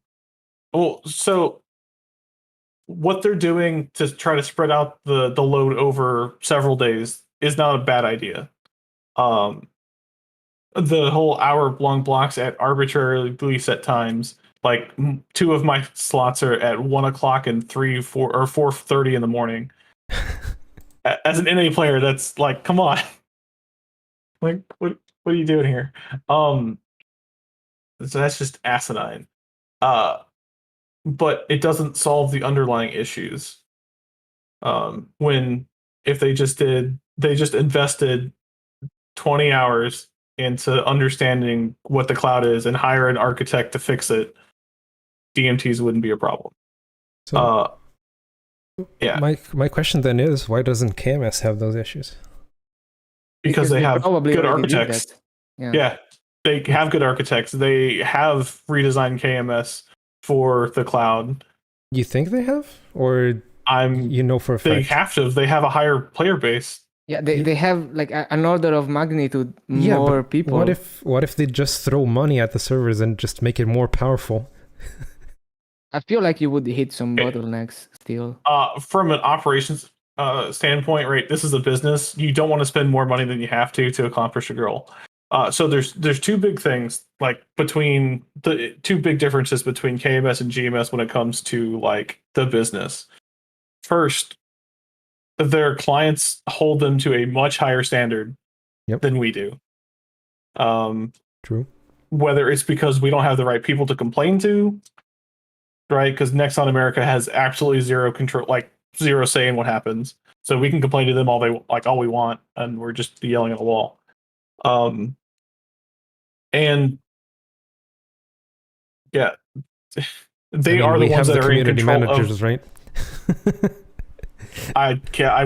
My God, I don't know how that's do their another job. problem in GMS, that like people who don't know, that all development comes from KMS and the differences, they just yell at GMS management, and it's like yelling at a wall, because you're saying like make this change into the game, but you have to yell at KMS to but people don't work know better because with GMS. GMS isn't open about this. That's why people don't know. If GMS was open about this issue, then people would know, and people wouldn't complain about the same stuff. I mean, we would complain about the same complaints. stuff. A lot of these complaints don't make much sense because they are made with the assumption that GMS is developing the game, because they don't know that it all comes from KMS and GMS just patches stuff on top. Okay, at the same time, the stuff they do develop almost never works right initially. Case in point, Galax. Yeah. Or Beastamer, Chat. Or Hayato. Or Hayato. Or Kana surprisingly works well. Really? Why don't my summons crit? Yeah, exactly. Why do you sometimes crash on Kana? I mean, why do you crash on anything? Well, in a lot of cases, it's because it's skills that pull mobs, and those skills Not anymore. They still crash you. Trust me. I have not had a single crash because of that on the cane, and we have a skill that we can use every 3 seconds. I've had 1 crash on the cane. Well, I rarely crash nowadays. I've had 3 crashes on the Wind Archer.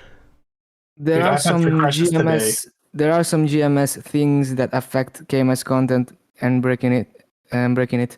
So, for example, if you go on a Blaze Wizard and you go in the Gangsters map, there's a nice rotation where you can throw your little fireballs and enter the portals really quickly, and they follow you around and they hit mobs on the way. And people do that in KMS and it doesn't disconnect. But in GMS, you're gonna get disconnected within minutes. And I believe it's because of the anti-cheat that's only in GMS, or because of the higher ping, but I don't think so.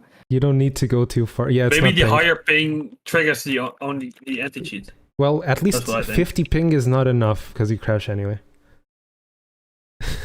You don't need to go too far. You can just play Blaze Wizard on the Drake maps and use the portal to go up and down while you spam the balls, and you'll also get DC'd. You don't even need the portals. You can just use the Blaze Wizard teleport, move to the other side of the map and then do it, you can also get DC'd. So before we go too far, Yes. DMT. I think that this DMT will function a lot better than it did last year, but they're still going to have massive problems. And I think they fixed it in the absolute worst way possible. They solved the traffic issue by just limiting the number of people that can ever connect. Which But is do you think it's horrendous. better than the previous system? I think it's better, but it's still a terrible implementation. It's only better if you get the day you want or the day that you can play. I'm fairly fortunate that I work from home, so I can do DMT at all 3 times if I wanted to without severely impacting the rest of my life on like a weekday. Like my DMT day is Tuesday, the 2nd, I think. Yeah. Am I going to stay up till 1 o'clock in the morning? Probably not. You were saying about the DMT times. And in my case, it's 9:30 to 10:30, which, you know, if you work at 9, you're working.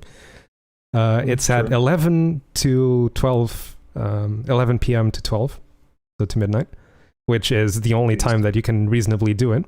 Or then it's at 6 to 7 a.m., which means, you know, getting up way early to do DMT. Yes, the times suck for you.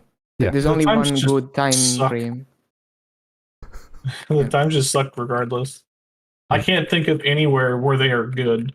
Even like West Coast, it's like 9 to 10, 11 to 12, and like 4 Why to are 5. the first 2 time slots so close together and then there's nothing for a while? Like, why? I think it was to help the Australian people, the Oceania people. That's the only reasonable justification I've thought of. Yeah, but even for the It's next Australian on, there's no people, telling. it's at 6:30 to 7:30 p.m., which is, you know, a little bit on top of, depending on your schedule, your work schedule. It's at 8 a.m. to 9 a.m., which I guess you can get up early, and then it's at the middle of the day from 3 p.m. to 4 p.m. It's awful for everyone. Will not participate in this DMT. I'm not going to participate out of principle. I haven't played the game. I played on patch day and I haven't played the game since. Yeah. I'm probably going to participate as much as I can because I have 2 mules that still need a bunch of level ups, and that's it. That's the only reason why. On regular server, there's not much I can do on DMT. I did buy 2 packs of Beepod cubes, but that's all I'm gonna do. On Reboot, I am tearing up as much stuff as possible. Even though I barely play Reboot these days, you know, it can come in handy to have the character in a good state. So about this system, what do you guys think about the 400 tickets that get reset to 400 and not added to the already existing 400? Yeah, so many wasted entries. Like, why? Well, I know why. Because the game already has a system like that for other things, so they just reuse that to make the DMT thing. Because otherwise they would make a simpler system. Like, what's the point of having a singular coin and a coin shop for that singular coin? You know, it's obviously because they wanted to reuse the coin shop system. Yeah, I think that they didn't add it on because it helps limit the traffic even further, right? From an infrastructure standpoint, so the maximum you can ever have at one time is whatever. And if people don't buy out the days, then that's even less traffic you have to contend with. Yeah, but what about the people who are trying to get a certain day? Okay, let's think of worst case, it's good right? for the infrastructure. It's not good for the player at all. Let's think of worst case scenario, right? Everyone wants to do it on Saturday and Sunday. Right? You try, you can't get it. You think, okay, I'm not going to buy the other one because I can't trade it. So it's not like I can buy it for safety and then trade it for something else. I need to buy the one that I want. And you keep doing this until there's like 2 resets left, and you think, well, I guess I'll take a Saturday. I'll take a Friday. And then you go and there's no tickets for Friday because 400 other people thought the same as you. right? Yeah. And then you go back to days that you don't really want, and they're all taken because there's a bunch of people who did the same thing as you. No one preemptively bought a day that they didn't want because, you still have It's time to really play. bad for anyone who doesn't live in MapleStory. Yeah. Exactly. Yeah, or that doesn't work from home. Right. Yep. So yeah, no. Once again, it's great for the infrastructure, terrible for the player. Yeah. Well, is it terrible for the infrastructure if you just kept the tickets that already existed? Because you already took for granted that you could hold however many tickets you were going to supply for that day, right? Right. So the reason that they wanted to,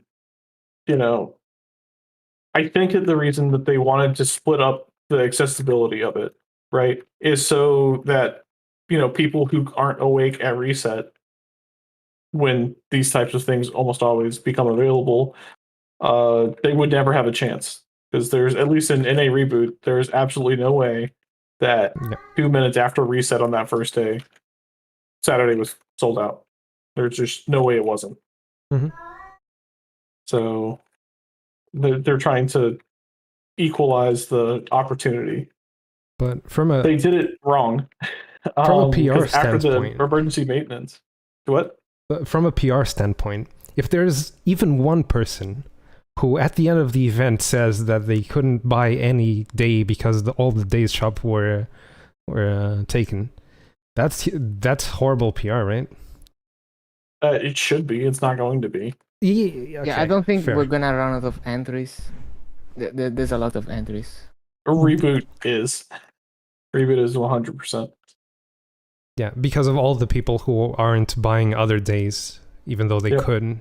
Oh, just I mean, because like they're all waiting. the entries in all the days.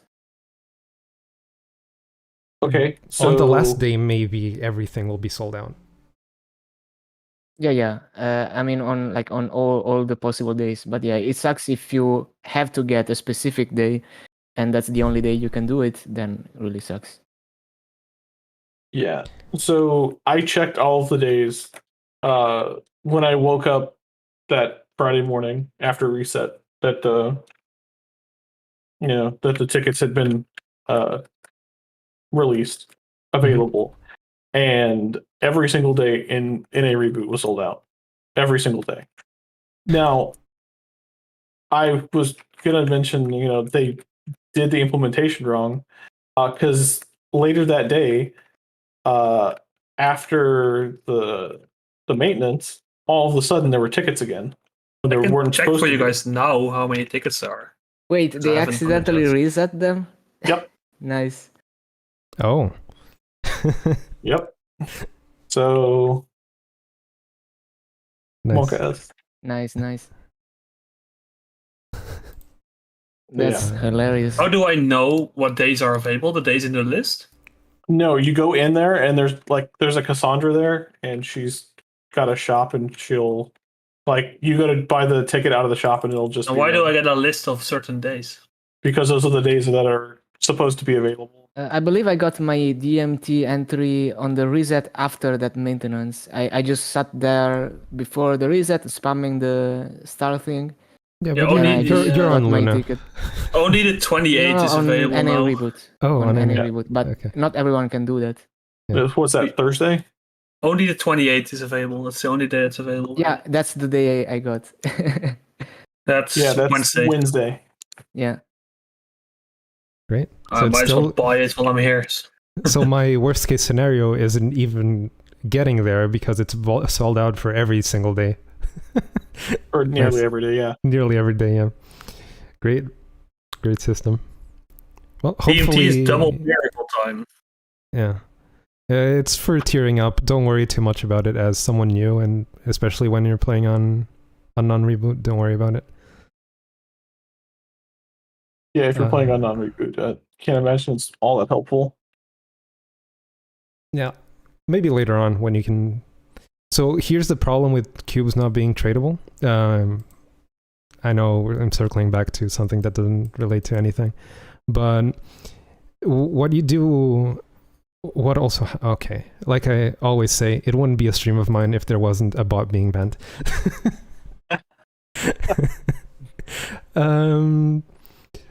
So what happens in reboot, in a non-reboot here, is that if you want to buy cubes, you need to buy them from the from the cash shop, which means you need to exchange your mesos for reward points and then buy it that way.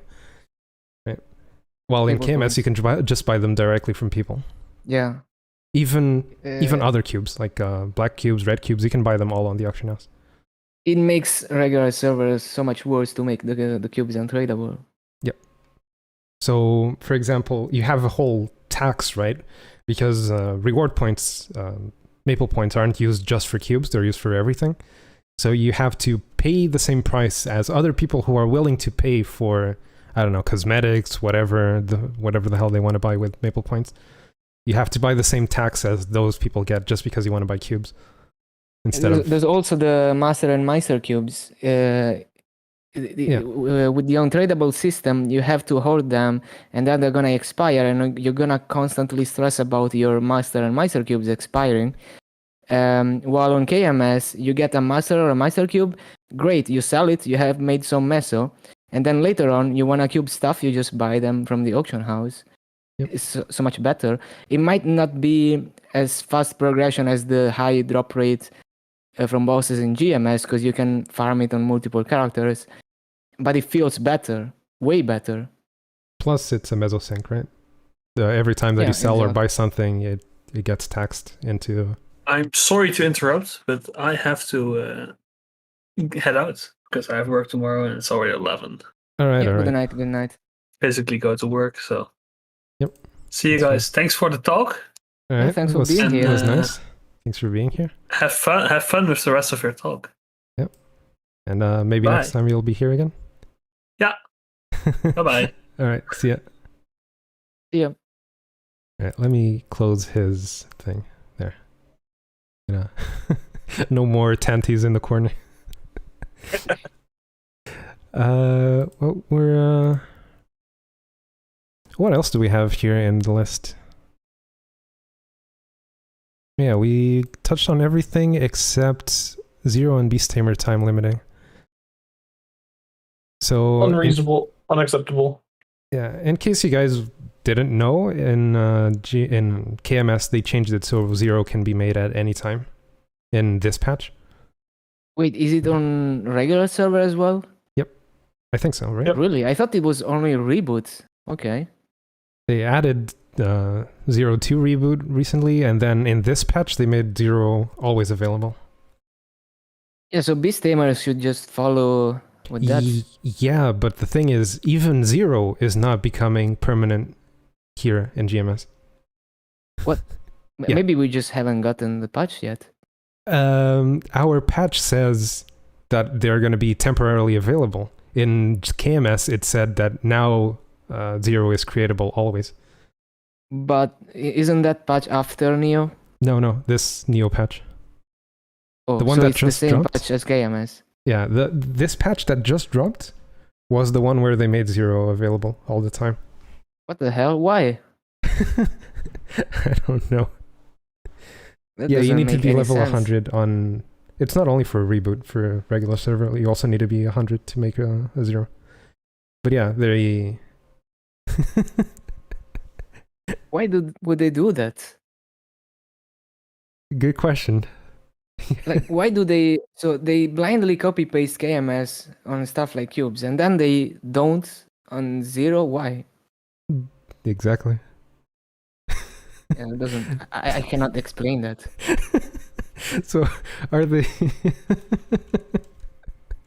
So are they trying to make us more like KMS, or are they just... Yeah, it's very confused. I don't think they have any idea what they're doing. Very possible. All right. So is there anything you guys want to talk about? Add? I can confirm that at 2:53 the death penalty is 45 minutes. Just You just tried it. full circle. You just Unintentionally. tried it. Unintentionally? Yeah, so I was in Scrapyard Oh, and yeah. went to pick up the puppy to put him on stream for a bit Say no and came more. back and yeah. Yeah, you got blasted by the falling things from the sky. No, AFK mob. Oh, okay. Okay. Yeah, I also died to AFK mob on my Dark Knight a few days ago. I was distracted while coin capping.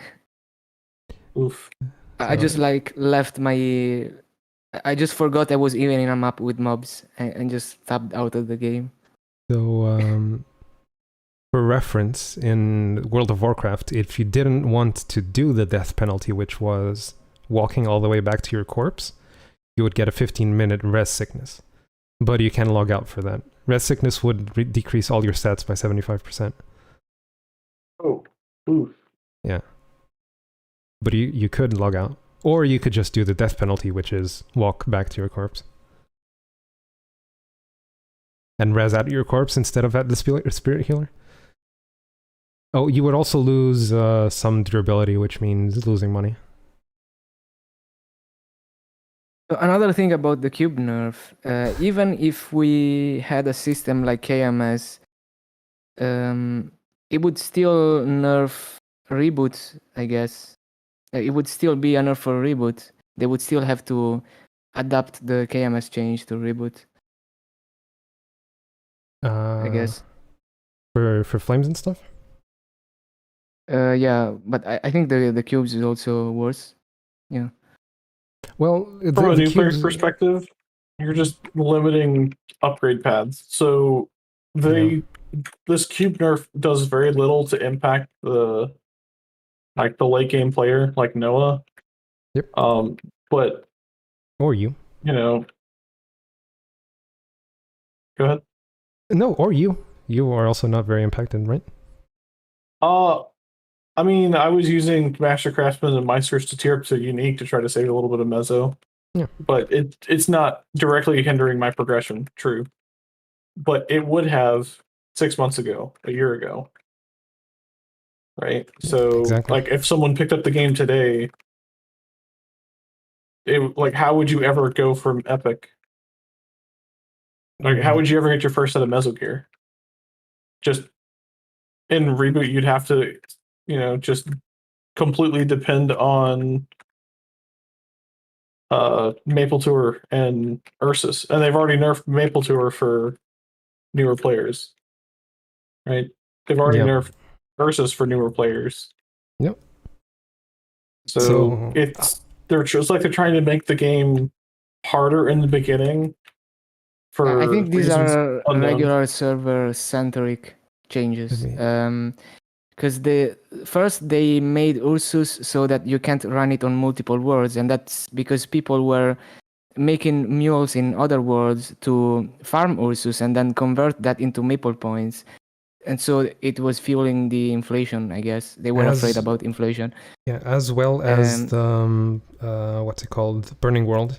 Because then you can transfer over to your world. And then they nerfed it for lower level players because of that. Because they made it harder for people to farm Ursus. Yeah. Same with Maple Point. It's a regular server-centric change. And I guess Reboot being a hardcore server in KMS, I guess it's not that bad for them because it's already hardcore.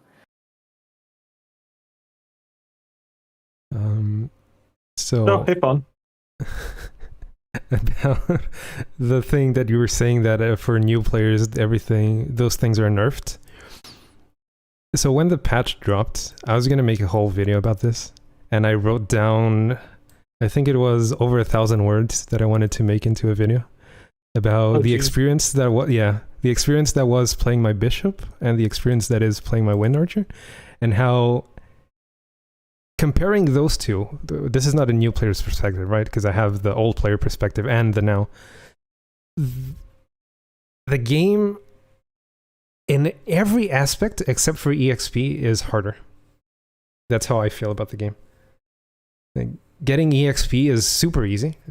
It's unbelievable how quickly you level, but everything else falls behind. Your gear falls behind, Yeah, it feels worse because if you level faster, then your gear falls behind faster. I've So I'll I like to say that the progression speed doesn't matter if it doesn't feel good to play. So if everything you have doesn't to catch up with if you have to slow down progression to make the game more fun, then that's good. and one of the things It's that would better to have happen slow is, progression. for example, at the point where I started one-shotting, which was at 230 something, 235 I think. Every time that I changed maps, I would have to upgrade my gear in order to be able to keep one-shotting. So if I got more EXP, I would have to throw more mezzo at my character. Because if I didn't, then my rates would suffer for mezzo. Well, that kind of comes also from the reboots. Yeah. Reboot is supposed to be a hardcore server like that, where you have to be super resourceful to even progress. Yeah, But in GMS, it became the main server, and it became more casual, friendly, and so but it doesn't make we are in sense this weird that in limbo. the past it was easier than it is now. Because in my opinion, the progression of an MMO is always to make things, faster and easier, so new players can catch up, and hopefully they'll stay instead of being like, oh, there's a 1.5 year grind that I have to do until I can even compete with the top people. Maybe I'm not going to invest my time into this game. I don't fully agree with that. I feel like there should be, that the game should grow in a way that new players are gonna have even longer term stuff to look forward to, even if it means that it's 3 years of grind away and the average person is never gonna go for that. It's fine to have that kind of content as long as the way there is meaningful and fun. Maybe if it's super fun, but I don't think Maple is fun enough to retain people at that point. I feel like it's also the mindset of the player. I feel like the average player, at least in GMS, they see things that are in the game and they want them to be obtainable for everyone, for the average player. It's like, you start playing Maple and you automatically aim for Black Mage. You have to decide how far you want to go and what's fun to you. Yeah. So that's as a result of the difference in culture, right? MapleStory is inherently a Korean MMO, whereas traditionally Western MMOs or Western games period, have always had that end, that final boss, that everything is attainable, right? And I mean, this has been a problem for many different games, many different genres, and there's really no good way to keep the hardcore people going without alienating the new player. I haven't seen any game that does it well. Well, I don't the know thing if is, it can be done. I guess I have a different mindset, but even though I don't really expect to go to the end game, I'm okay with the end game being almost unreachable for the average person because it makes it special. And then it's like, even as a casual player who's never gonna get there, you look at the whales, you look at video content streamers, and you're amazed at what they are doing with the end game. It generates entertainment even if you're never gonna do the content yourself. Yeah, but the end game is hard not because the end game is hard, but just because of the number of hours that you need to invest into it, right? The content itself is not. Yeah, that's true to an extent, but the MapleStory is a game about the long journey. Yeah, MapleStory is a game of time. How much time are you willing to invest? At least in Reboot. But isn't it more rewarding when the boss itself is hard, no matter how many hours you put into the game? Because I had this thought the other day. This has nothing to do with everything. Both. It kind of is both for some bosses. Like the way the gear works in Maple, right? If you design a boss, who are you going to design the boss to? Are you going to design the boss? That's a problem in Maple. Yeah. to the 21-star arcane 3-line person, because in that case there's like 5%, 0.5% of people who are going to be able to kill it, and it might be fun for those. Or are you going to design it for the 17-star arcane or 21-star Absolab 2-line gear people? Because then it's going to be a cakewalk for all the top-ender players. One idea that I had a long time ago is to have a hardcore mode for each boss where you have to kill the boss with the minimum amount of damage. Like your gear doesn't matter. Okay. What if they added a system? Because one thing I don't like in Maple, well, I both like and don't like, is that you get stronger and then this boss becomes a joke and you just one-shot it. Even though I used to enjoy doing the mechanics, but maybe I don't always want to do the full mechanics, so maybe make it an option. Yeah, what about... Of course, you can also just take off gear, but... This is coming from experience as I've been playing Final Fantasy.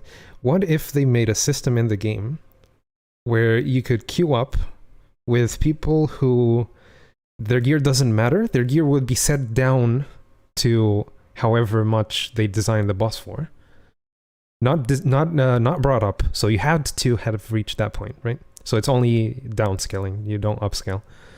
And you could do the boss with 6 people as it was designed at the time, and get some, I don't know, cosmetic reward from that. I think you can solve this issue without doing any crazy stuff like that. Look at Will.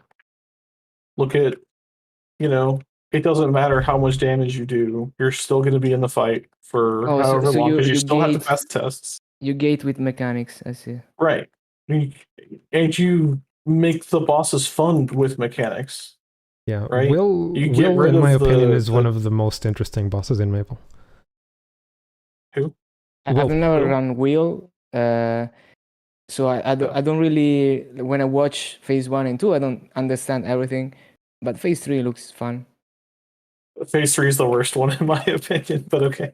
Yeah, Maple Story is just a game where you ignore mechanics. Reaction-based combat, so that's why I like Phase 3, I guess. What bosses have you done? Up to normal Lotus and Damien and CPAP, Okay. and I plan on moving to hard Lotus slowly. But you're soloing everything, right? Yes. Oh. Yeah. Oh. Yeah, I'm not much of a party bosser. Yeah, I'm into the speed, reaction speed, mechanical skill, that kind of stuff, rather than keep in mind, strategy. Smiddley, in non-reboot, you can buy an arcane weapon, arcane gear. Oh, sure. Like I'm aware. Yeah. It's just some of my most fond memories are struggle running CRA with like 4 or 5 man. Yes, I do enjoy struggle rounds, but I do that stuff solo. But yeah, I see the value and the fun in struggle party rounds, and I've never found a group of people who have the same mindset and who are gonna progress at my same pace. And also, I'm a solo player in general. Yeah, there's nothing wrong with that. But I have done one solo progression through CRA one time, and it was definitely a challenge. So I definitely see the appeal. I've done it 3 times at this point. So my favorite bosses would be Lotus, and that's why I'm more interested in soloing hard Lotus than doing stuff like Lucid at the moment. But I am also interested in like normal Lucid. Normal Will. Yeah. I think Will is one of the most well-designed bosses in the whole game. I think Will Phase 1 and 2 and Lucid Phase 3 or Phase 2, excuse me, are the best design. I despise random things dropping on my head. That is a lazy design choice, in my opinion. Yeah.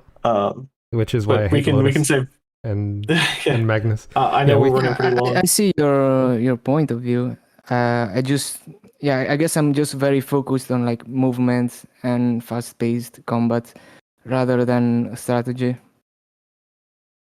Well, even for Will, you have to be faster on your feet because there's projectiles. They are fixed, so they're going to be in the same positions all the time. Yeah, Will already looks more interesting than Lucid to me.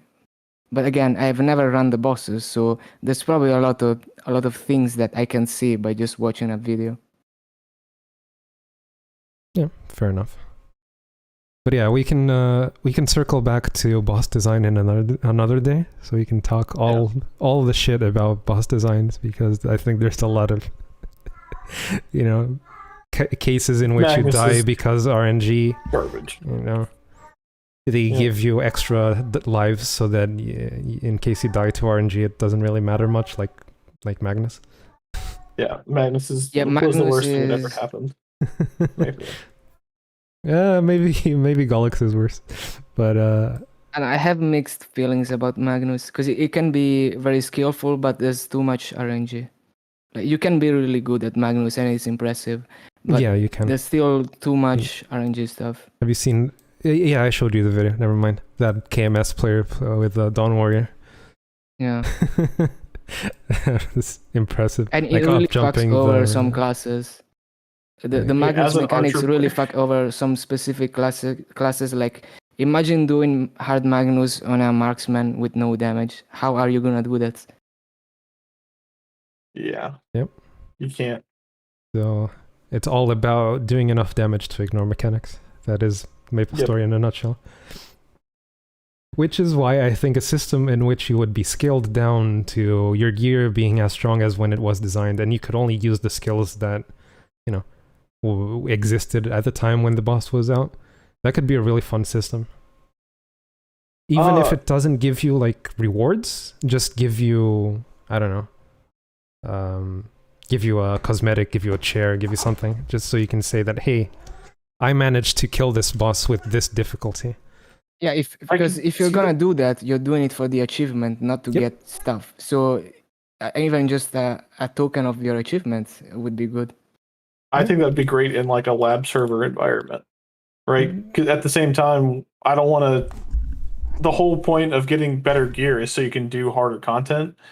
Yeah, So- but this is something you intentionally go back and say, hey, do you guys want to group up for this one boss that is, 10 years old at this Right. point? So we used to do this. The first like MMO-esque game I ever played was Destiny, right? Okay. And I went super sweaty. So if you don't know, I Destiny have is minimal a experience with it. It's an it's a FPS. first-person shooter game made by the same people that made Halo. Company's called Bungie, and the first ever raid that was ever introduced was called Vault of Glass.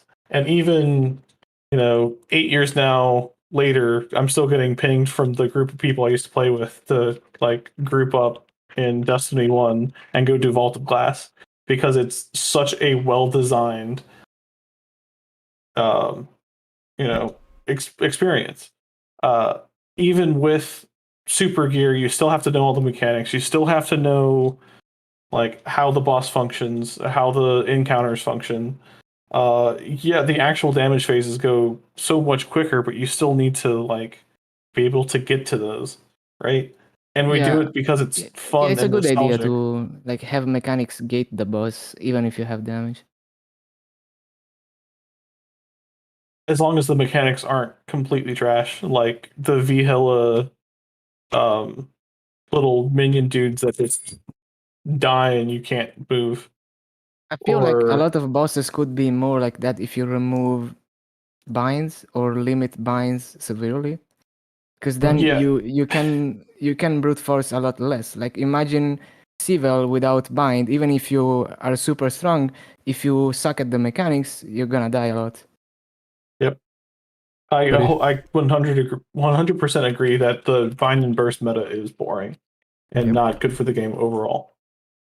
Okay, I guess we're devolving into the conversation about bosses that we Yep. could have another day. We are. Yeah. But it is an interesting 1 second. conversation. Then, I just thought that, like, since I've been playing Final Fantasy, it's one of the things that they do is you can go back and downscale your gear and your level and play the bosses as they were, kinda. It's not exactly as they were because, skills have different percentages than they did back then. It's slightly different, yes. It might be slightly easier, but it's still more true than just going in with full gear and blasting through everything. Mm. And I think my question is, would Maple bosses be interesting enough that you would want to do, let's say, Chaos Horntail with a full party, completely gimped? The When you old say school full party- bosses, the old Yes. school bosses were interesting back in the day because you had to, because of the strategy, you have to manage a bunch of parties, and Yep. it takes so long, and then you only have one life, and you have to have bishops harassing people. That's why they were interesting, even though they were just HP sponges. There were no mechanics, but you had all the party strategy. If you had all those mechanics back in place, would people want to do Bother. that just for achievement or just for fun? I personally feel wouldn't. I could see where it's appealing to some, but I think you're really more hitting the nostalgia, not necessarily. Yeah, but if you hit nostalgia, you can get people to play the game. You can get I people who feel used to like- play the game to come back. You can't Yeah. get new people. Yeah, sure. That would be a thing for old school players. I am an old school player, but I never enjoyed that kind of bossing, but I see why it was cool. Right. I think if that was part of the next lab server, if we ever get it, I think that would be much better received than if it were to go into the live game. I don't know. Because It's definitely a good idea and worth exploring.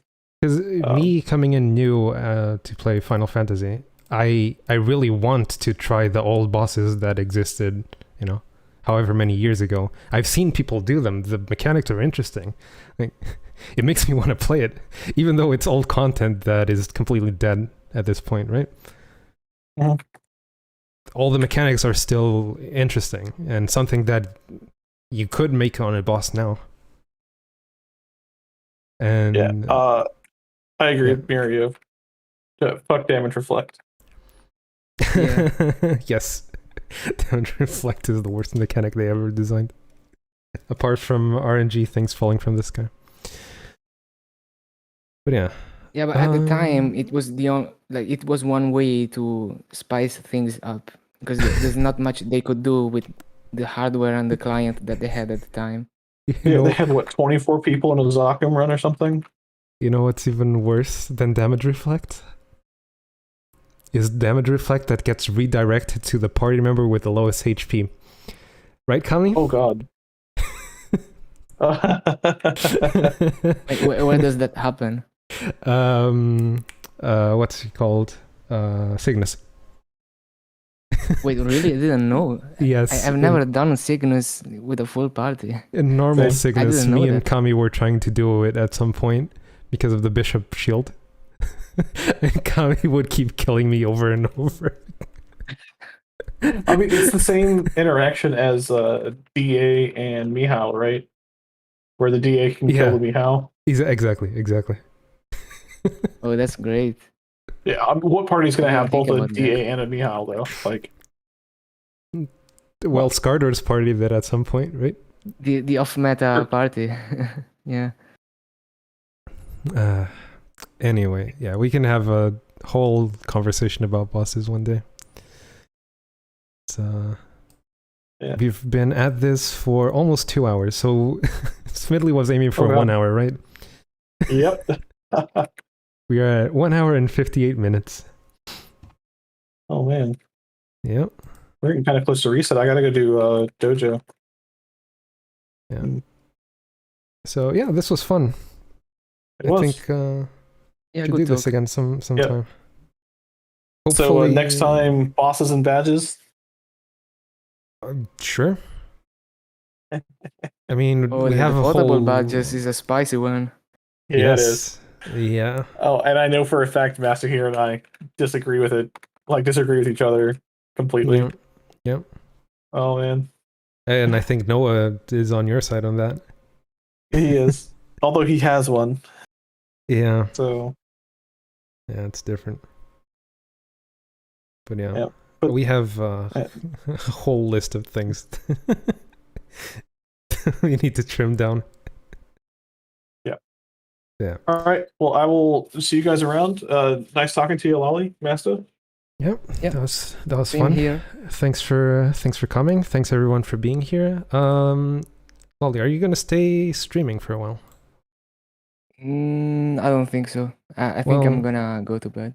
I'm still gonna throw everyone at you. Okay. Well, thank so you. Let's raid. And you can decide, what do you want to do with them. Yeah. Thanks everyone for being here, and hope to see you next time, right? Yeah, bye-bye. Gosh.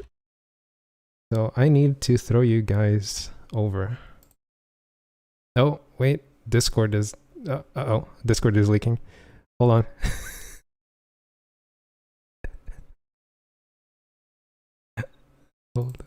There you go.